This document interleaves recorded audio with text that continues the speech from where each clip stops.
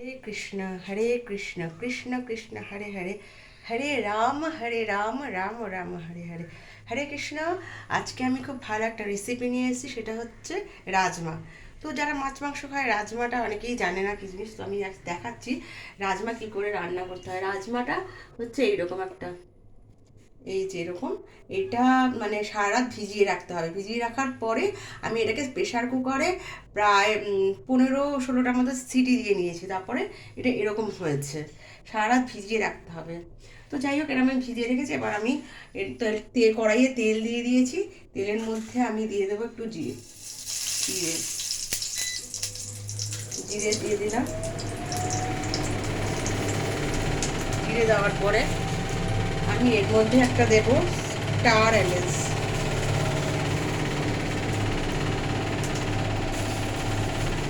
আচ্ছা, আমি একটু গরম মশলা দিয়ে দেবো এর মধ্যে।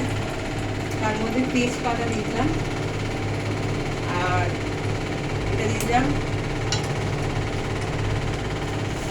দারচিনি। এবার দেবো এলাচ। এলাচটা আমি জাস্ট একটু থেতো করে নিলাম, থেতো করে এর মধ্যে দিয়ে দেবো। আচ্ছা,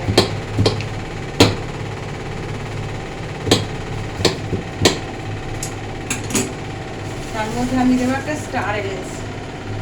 স্টার এলাচটা ঠিক এরকমই হয়, স্টার এলাচ দিয়ে দেবো। আচ্ছা, তারপরে আমি সামান্য একটু নুন দিয়ে দেবো। হ্যাঁ, সামান্য আমি আগে সামান্য একটু দিয়ে দেবো যাতে না ছেটে। আচ্ছা, এর মধ্যে আমি টমেটোটা আমি কেটেই রেখে দিয়েছিলাম, এই যে টমেটোটা দিয়ে দিলাম। একটু চাপা দিয়ে রাখবো। কিছুক্ষণ চাপা দিয়ে রাখার পরে একটু জোর দিয়ে দিতে হবে।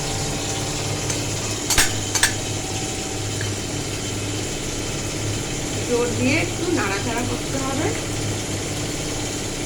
নাড়াচাড়া করে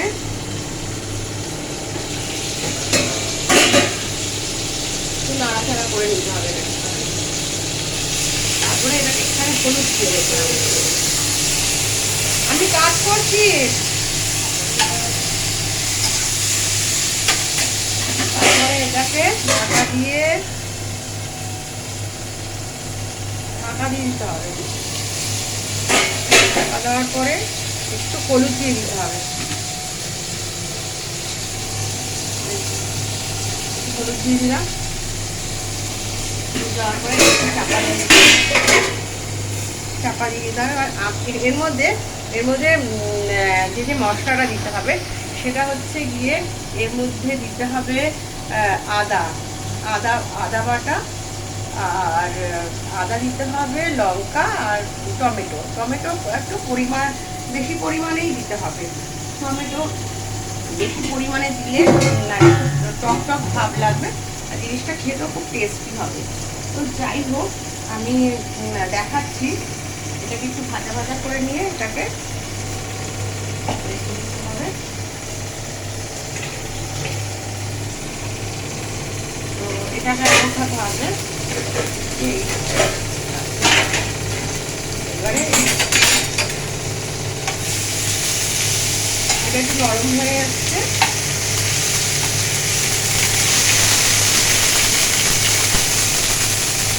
জল বেরোচ্ছে।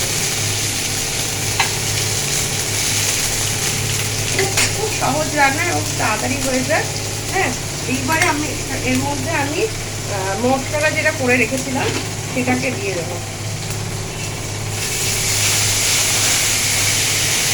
এটা আদা বাটা ছিল, আদা, লঙ্কা, টমেটো পেস্ট করে রেখেছিলাম। এরকম হয়েছে কালারটা।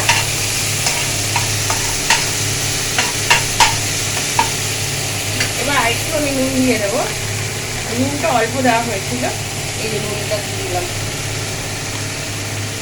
নুন দিয়ে দেওয়ার পরে আমি সামান্য একটু মিষ্টিও দেবো এর মধ্যে। দিয়ে দেওয়ার পরে এটাকে কষা দেবো। এর মধ্যে আমি দেবো জিরের ধনে আর লঙ্কার গুঁড়োটা দিয়ে দেবো এর মধ্যে।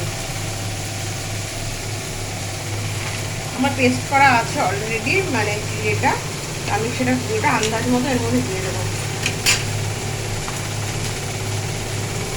জিরেটা দিয়ে দিলাম, জিরের গুঁড়ো 1 চামচ মতো আন্দাজ মতো দিয়ে দিলাম। এবারে ধনের গুঁড়ো দেবো,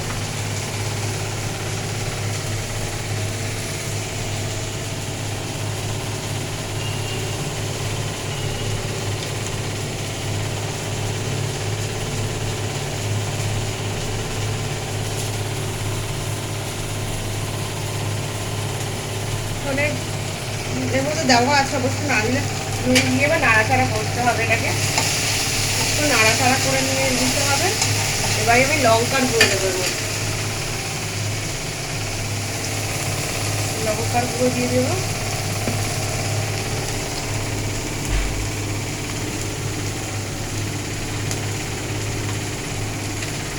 এই যে লঙ্কার গুঁড়ো দিয়ে দিচ্ছি। রাজমা রাজমা দিলাম, দেওয়ার পরে এর মধ্যে আমাকে একটু মিষ্টি দিতে হবে, একটু চিনি দিতে হবে, একটু চিনি দিয়ে দিই, 1 চামচ আমি চিনি দেবো। এর মধ্যে 1 চামচ চিনি দিয়ে দিলাম,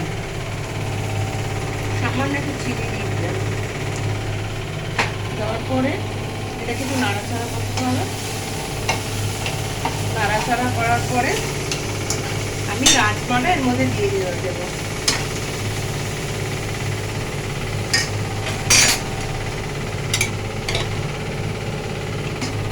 এই যে রাজমাটা দিয়ে দিচ্ছি, সিদ্ধ করা যে রাজমাটা এর মধ্যে দিয়ে দিলাম।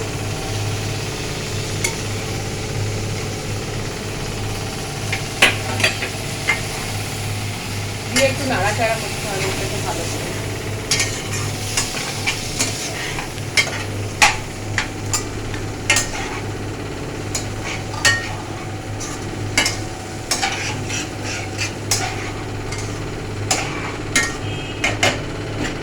ভালো করে নাড়াচাড়া আরো একটু আছে, আস্তে আস্তে সবটাই আমি দিয়ে দেবো।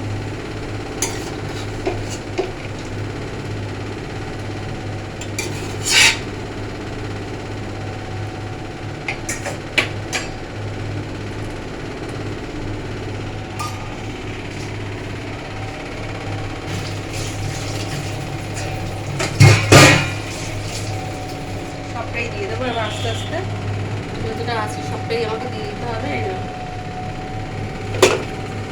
সবটাই দিয়ে দিচ্ছে এর মধ্যে, দিয়ে এটাকে ভালো করে কষাতে হবে। আবার এটা কষানোর পরে আস্তে আস্তে কষাতে হবে। জোর দিয়ে দিলাম, দিয়ে এরকম একদম বেশ একটা রং চলে আসবে এর মধ্যে। একটু হলুদ দেওয়া হয় না এর মধ্যে,